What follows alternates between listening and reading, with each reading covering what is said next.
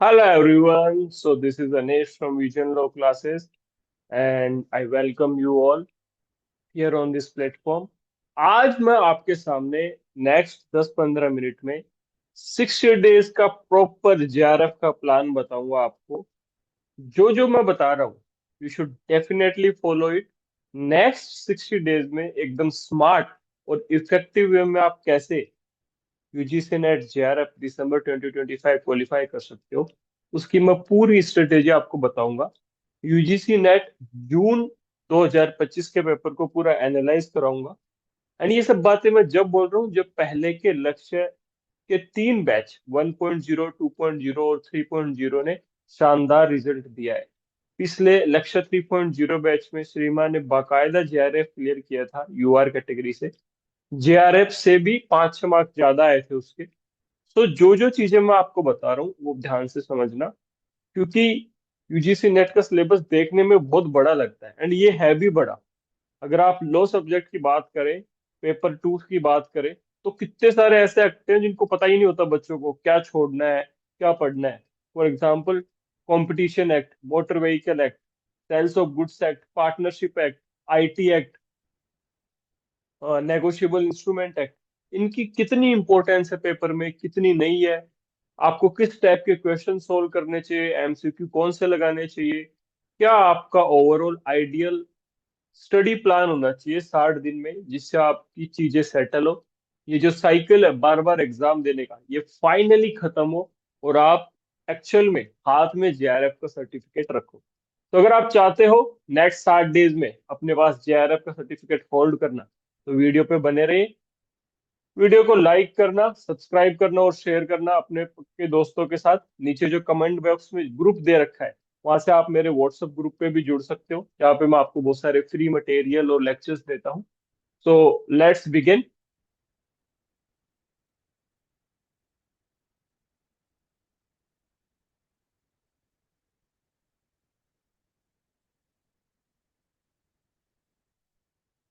ये देखो गाइज, मैं ये सिर्फ आपको एक बार दिखाने के लिए बता रहा हूँ कि मैं ऐसे ही नहीं बोल रहा। ये लक्ष्य 3.0 बैच का आपका रिजल्ट है।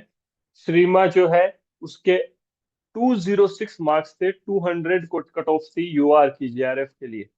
एंड ये सारा उसका प्रॉपर फर्स्ट अटेम्प्ट में उसका कुछ भी नहीं हुआ था। हमारे से जुड़ने के बाद उसका सिंगल अटेम्प्ट में डायरेक्टली जेआरएफ क्वालिफाई हुआ है। बाकी ये सारे लोग थे, मोहिता, मनिंदर, समृद्धि, दिशा, हेमराज, ये सारे बच्चों का नेट क्वालिफाई हुआ है।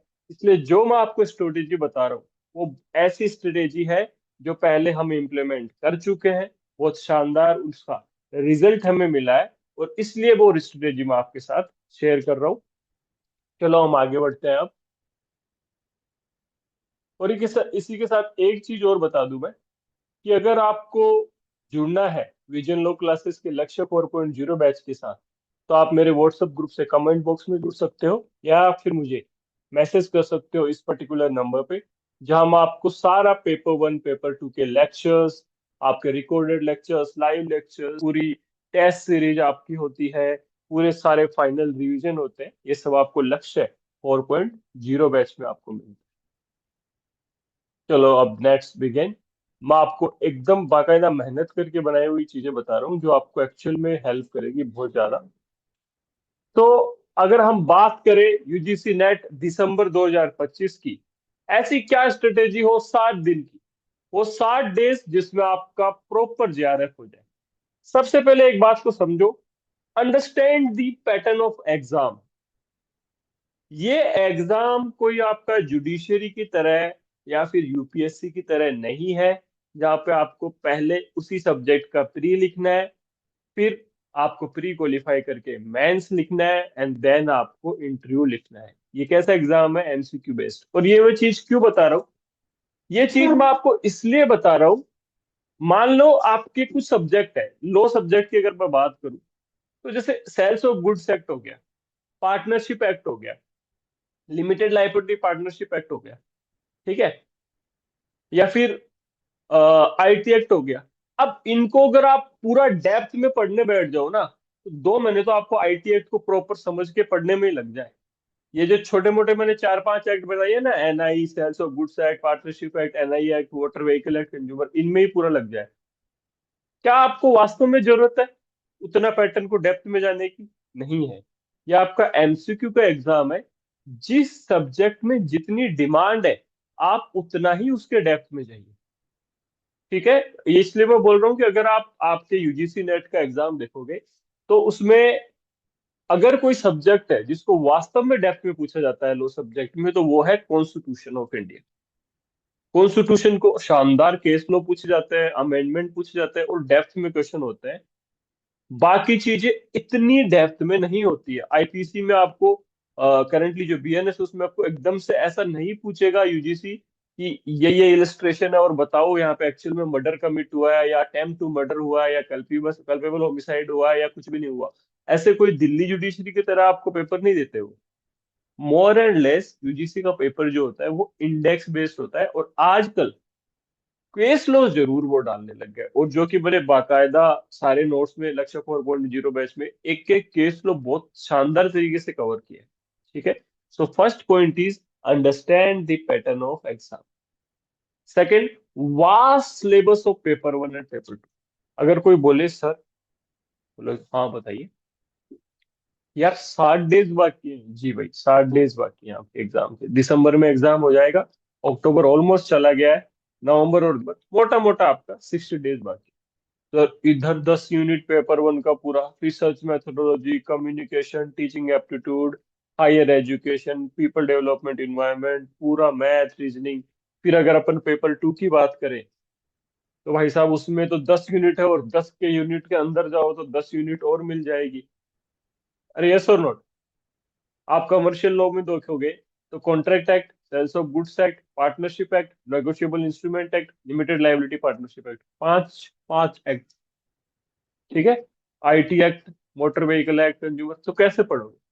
इसलिए मैंने पूरा पेपर बाकायदा एनालाइज किया है। लो सब्जेक्ट में मैं आपको 6 से 7 यूनिट बता दूंगा, यूनिट भी नहीं, सब्जेक्ट। भाई इसको पढ़ जाना, जितनी कट ऑफ प्रेजेंट में जा रही है उस हिसाब से आपका प्रॉपर क्वालिफाई हो जाएगा। उससे ज्यादा आपको पढ़ने की जरूरत ही नहीं है। पढ़ो, आई एम नॉट सेइंग कि आप मत पढ़ो, बट पहले जो मैं एरिया बता रहा हूँ वो अच्छे से पढ़ना। ठीक है। आई होप आपको मजा आ रहा है मेरी बातें सुनने में, समझने में। कोई भी किसी को डाउट हो तो कमेंट करना ना भूले। और ओवरऑल मैं जो बता रहा हूँ आपको वो चीजें कैसी लगी, ये भी कमेंट में आप जरूर एक्सप्रेस करना।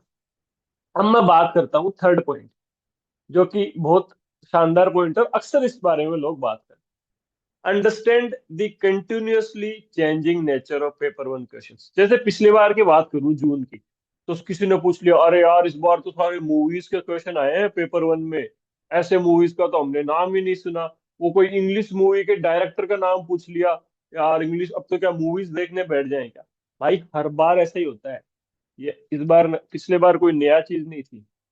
पेपर 1 में हमेशा ऐसे क्वेश्चंस होते हैं जो बिल्कुल आउट ऑफ वे होते हैं, पता ही नहीं चलता ये क्वेश्चन आए कहाँ से। ऐसा लगता है जैसे यूजीसी का कोई बड़ा सारा ट्रेजर बॉक्स है पेपर 1 का, और वो कभी क्वेश्चन रिपीट ही नहीं करेंगे, हमेशा अलग अलग अलग क्वेश्चन पूछेंगे। तो सर इसका सॉल्यूशन क्या है? इसका सॉल्यूशन है, और जो एक्चुअली में सबसे इंपॉर्टेंट बात है किसी के नेट के बाद जेआरएफ क्रैक करने, जो इजी यूनिट है ना पेपर 1 की, उसको आप पहले करो। सर ये इजी यूनिट कौन सी है? भाई इजी यूनिट है आपका, अगर कैलकुलेशन सही नहीं है तो सही कर लो, 5 क्वेश्चन डेटा इंटरप्रिटेशन के, 5 रिसर्च मेथोडोलॉजी रीडिंग कॉम्प्रिहेंशन के, 5 रीजनिंग के। ये 15 क्वेश्चन तो बिल्कुल फोकट के हैं। इन 15 में से 13 क्वेश्चन आपके 100% सही होना चाहिए। और मैं बता दूं, आपके डेटा इंटरप्रिटेशन और क्वांट के अगर देखा जाए, जिसको परसेंटेज निकालनी आती है, अरे समझ में आ रहा है ना क्या बोल रहा हूँ? परसेंटेज निकालनी आती है, एवरेज निकालना आता है, रेशो निकालना आता है, ठीक ठाक टेबल्स याद है, उसका डेटा इंटरप्रिटेशन सोल्व हो जाता है। और जिसका डेटा इंटरप्रिटेशन सोल्व हो जाता है, उसके क्वांट के भी 5 में से लगभग मिनिमम 2 और कई बार 3 से 4 क्वेश्चन भी सही हो जाते हैं। आप क्वांट को स्पेसिफिकली नहीं पढ़ सकते, क्योंकि 5 क्वेश्चन मैथ के आएंगे। अब 5 में आप टाइम, डिस्टेंस, स्पीड, पाइप के क्वेश्चन मान लो, या पूरी मैथ थोड़ी पढ़ोगे, बट आपकी बेसिक कैलकुलेशन सही होनी चाहिए। क्योंकि यूजीसी में बेसिक क्वेश्चन आते हैं, है ना। और उसके अलावा फिर अगर थ्योरेटिकल यूनिट में कोई बताऊं तो वो सबसे इजी है रिसर्च मेथोडोलॉजी, जो कि फिर आपके पीएचडी में भी काम आती है, कभी भी कोई एंट्रेंस हो कुछ भी हो तो उसमें भी काम आती है। इसलिए ये 5 यूनिट सबसे आसान यूनिट है दोस्तों, और सबसे स्कोरिंग एरिया भी। इसलिए पेपर वन में कभी मत सोचना। जनरली बच्चे क्या करते हैं, थ्योरी को पहले रटते हैं, कम्युनिकेशन की, टीचिंग एप्टीट्यूड की। उसमें कितनी थ्योरी रट लो, क्वेश्चन ऐसा आएगा कई बार कि यार ये तो कहाँ से आ गया पता ही नहीं। ड्यूरिंग माई अटेम्प्ट मैंने लगभग, मजाक नहीं कर रहा हूँ आपसे, इससे डबल मोटी बुक भरी थी पूरी पेपर वन की थ्योरी की, और कुछ नहीं आया था उसमें। Luckily my math reasoning and this part is good, तो उसकी वजह से मेरे 34-35 क्वेश्चन मैंने कर लिए थे over. And the last but not the list, feel, and it is actually the fact that this is your last and final attempt of UGC NET। जो करना है इसी अटेम्प्ट में करेंगे, 60 डेज में जीआरएफ निकाल के लेके जाएंगे, नेट क्वालिफाई करेंगे, असिस्टेंट प्रोफेसर की जॉब लगेंगे, एम्प्लॉयड बनेंगे, रोजगार लेंगे।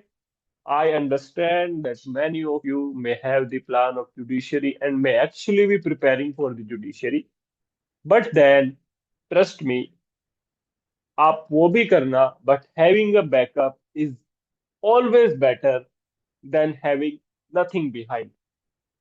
I have personally seen the people preparing for UPSC 6 to 7 years, and last में जाके उनको एक सिंपल पटवारी की जॉब भी नहीं मिलती है कई बार। So do not glamorise, I am not demotivating, आप हाईएस्ट लेवल की गोल रख। you aim for UPSC, you become IAS, you become the जज। बट अगर आपकी उम्र 25-26 के आसपास हो चुकी है, उससे ज्यादा हो चुकी है, तो please and please make sure कि आप नेट को भी इम्पोर्टेंस दो और एक्चुअल में एग्जाम को क्वालिफाई करो, ताकि आपका माइंड भी जगह पे रहे, स्टेबिलिटी रहे। तो ये तो थी मोटी मोटी बातें, मेरे 4 पॉइंट जो आपको डेफिनेटली समझ में आए होंगे। अब मैं बात करता हूँ कमाल की, और वो है यूजीसी नेट पेपर 2। लो सब्जेक्ट को हम कैसे डील करें, कौन सा एरिया उनको छोड़ेंगे, कौन सा एरिया उनको कवर करें। तो आ जाओ भाई।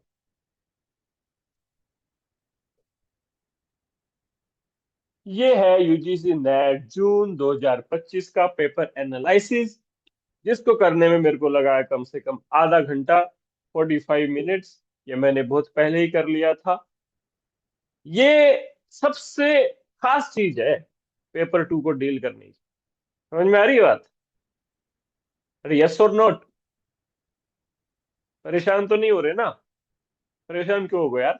आप गलत डायरेक्शन में मेहनत करोगे और बार बार साइकिल रिपीट करोगे, इससे बढ़िया है मेरी बात सुन लो 10-15 मिनट। 10-15 मिनट में आपको फायदा हो जाएगा। कितने लोग हैं जिनके 5 अटेम्प्ट में नेट नहीं हो रहा था? पिछली बार हो गया, जैसे जैसे मैंने सजेशन दी थी उन्होंने मान ली, और आज वो पीएचडी भी परसू कर रहे हैं, 40-50 हजार रुपये कमा रहे हैं महीने के। अरे यस और नोट? तो आ जाओ बात करते हैं कि ऐसा कौन सा एरिया है पेपर 2 में जिसको सबसे ज्यादा इंपॉर्टेंस देनी है, वो कौन सा एरिया है जिसको बाद में डील करना है, और वो एरिया जिसको करना ही करना है, उसके बिना नहीं होगा यूजीसी नेट।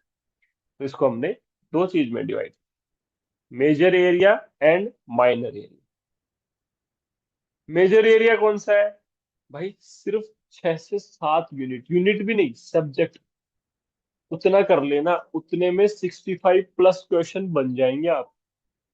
और बाकी जो जितने भी सब्जेक्ट है दुनिया भर के, वो माइनर एरिया में आते हैं। जैसे कि भाई consumer protection act, motor vehicle act, competition act, LLP, limited liability partnership, information technology law. Question पूछा है जीरो, तो अब भाई इनको पढ़ेगा तो फिर इस वाले पार्ट को कब पढ़ेगा?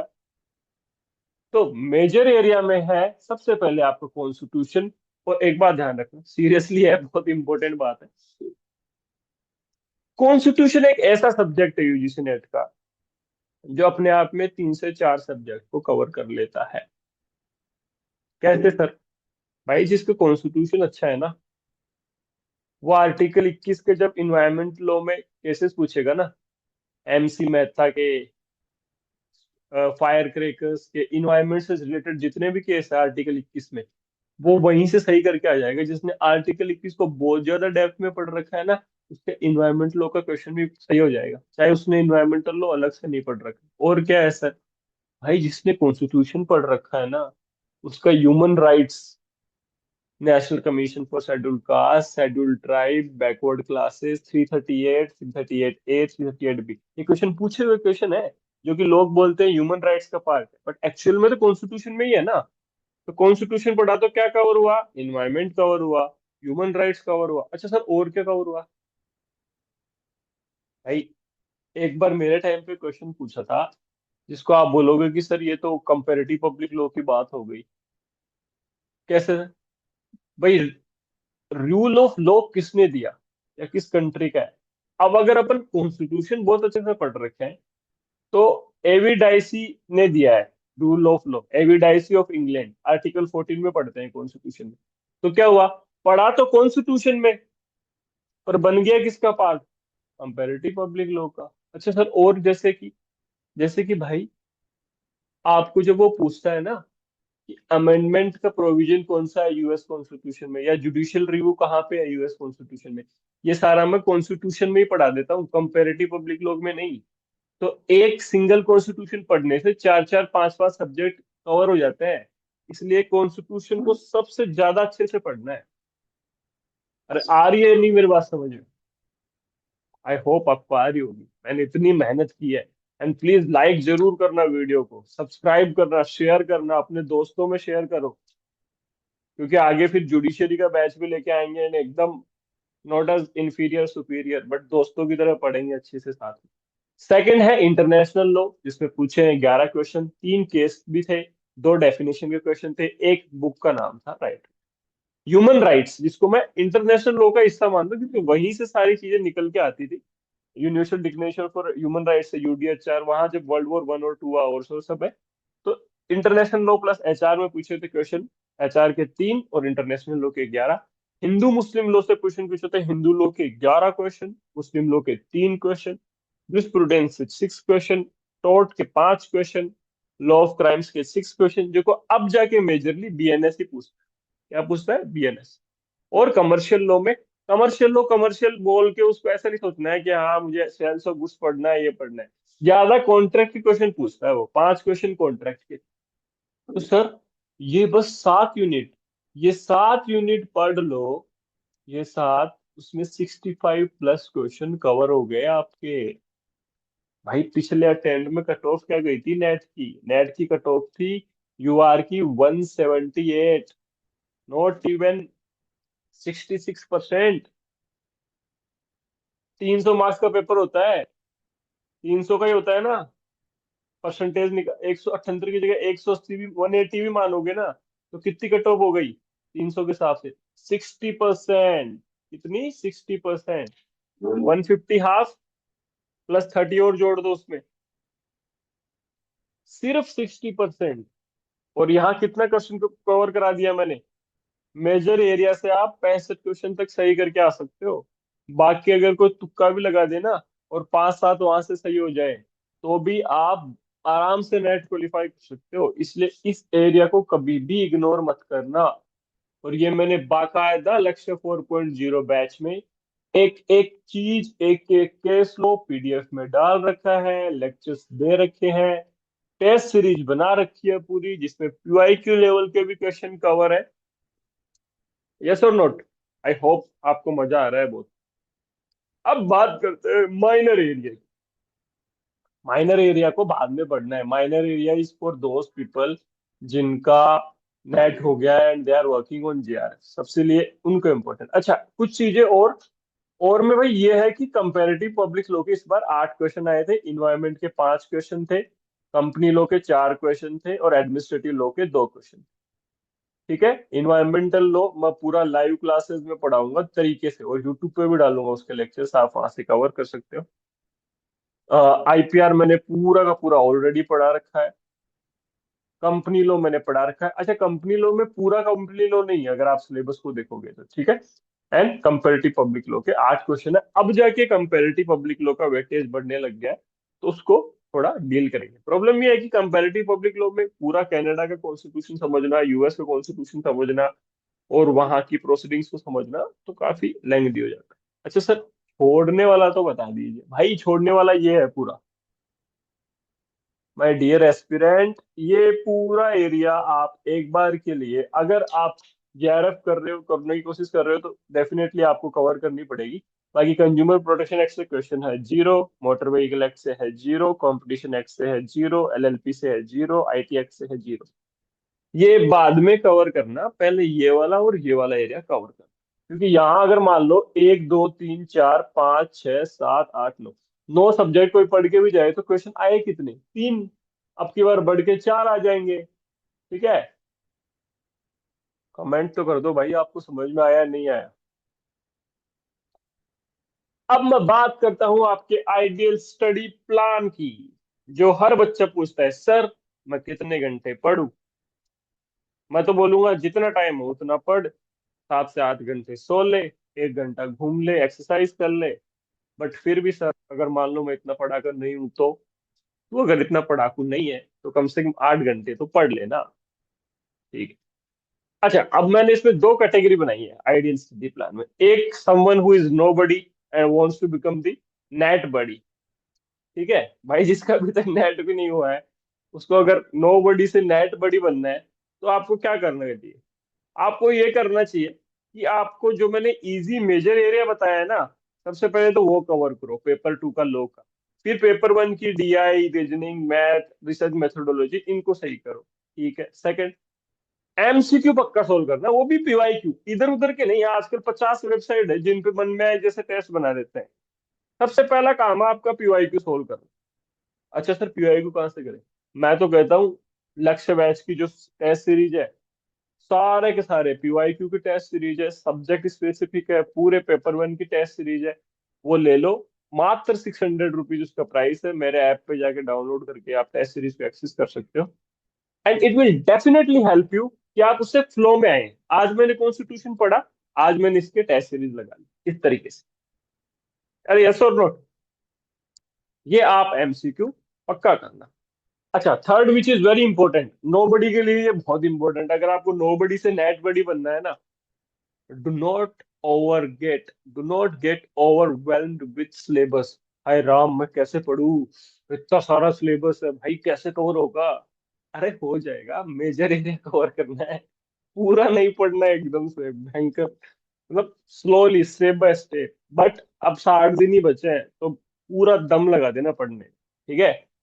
अब बात करते हैं उसकी, जो हमारे लक्ष्य बैच के प्यारे प्यारे बच्चे हैं, 20-25 दिन का ऑलरेडी नेट हो रखा है, या और कोई भी जो भी वीडियो देख रहा है, और जिनको नेट बडी से जेआरएफ बडी बनना है। तो भाई, अगर आपको नेट बडी से जेआरएफ पीएचडी स्कॉलर बनना है, सर्टिफिकेट लेना है जेआरएफ का, महीने के 50,000 की स्टाइपेंड लेनी है, सबसे पहले आप अपना वीक एरिया आइडेंटिफाई करो। ठीक है, थोड़ा पानी पी लेता हूँ।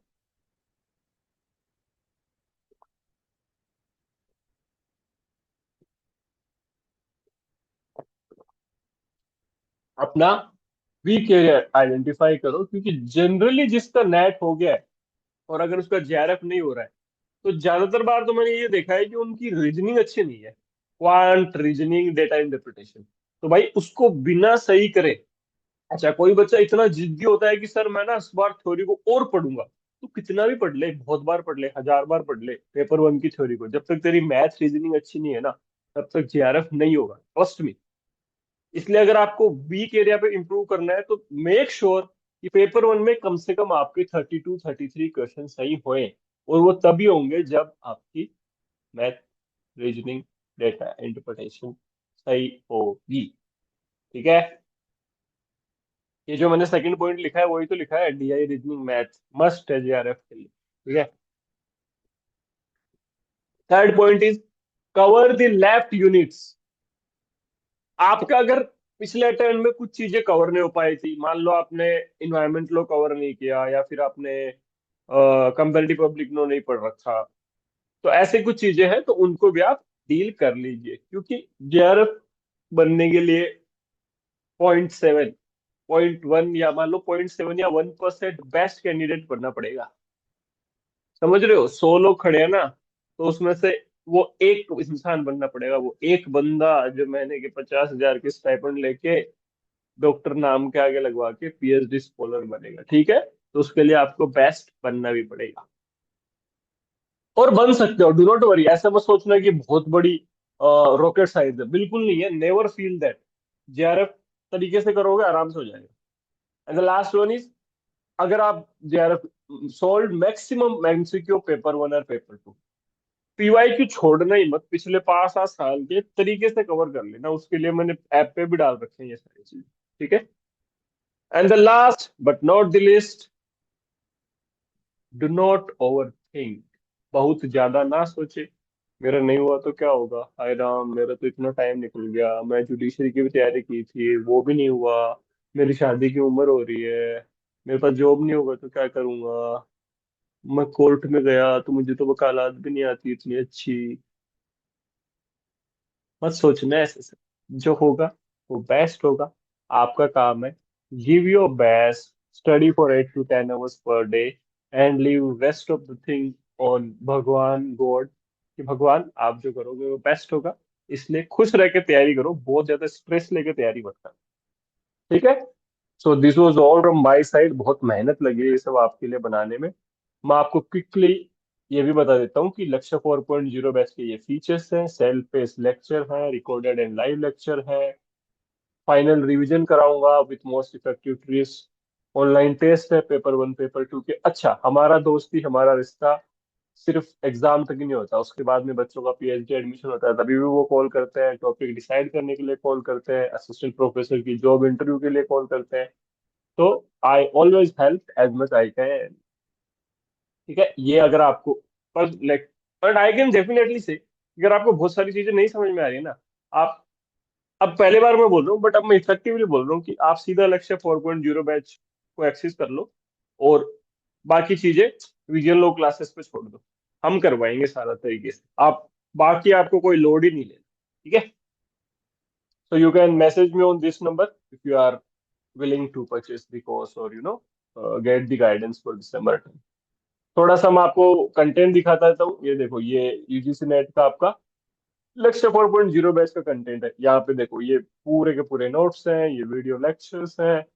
पेपर वन ज्यूरिस, सेकंड है कॉन्स्टिट्यूशन। कॉन्स्टिट्यूशन को मैंने बहुत डेप्थ में कवर किया है। 17 वीडियो है, 12 फाइल्स हैं, पीडीएफ की। फिर इंटरनेशनल लॉ है, ह्यूमन राइट्स है, लॉ ऑफ क्राइम्स है। इसमें मैं बीएनएस को अच्छे से पढ़ाऊंगा लाइव। लॉ ऑफ टॉर्ट्स है, कॉन्ट्रैक्ट एक्ट है, कंपनीज एक्ट है, फैमिली लॉ है। इन्वायरमेंट लॉ को मैं लाइव पढ़ाने वाला हूँ। आईपीआर की सारे के सारे लेक्चर्स प्लस नोट्स हैं। और पेपर वन के भी काफी सारी चीजें हैं। पेपर वन की लेक्चर जो सीरीज है, लेक्चर सीरीज, वो आपकी ऐप पे भी, ऑनलाइन विजन लो क्लासेस के प्लेटफॉर्म पे भी चले, ठीक है?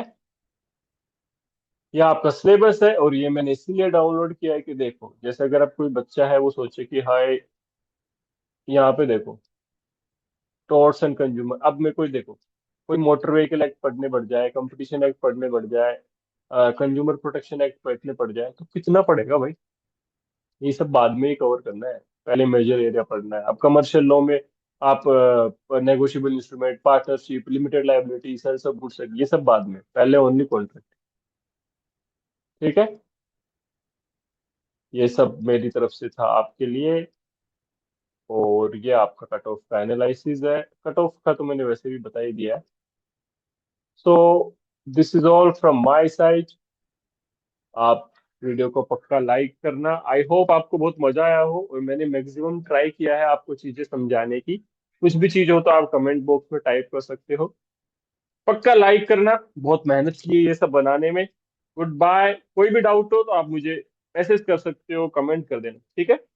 Thank you so much, take care and best of luck for UGC NET December 2025। आओ इस बार करते हैं नेट जेआरएफ पार। Good bye.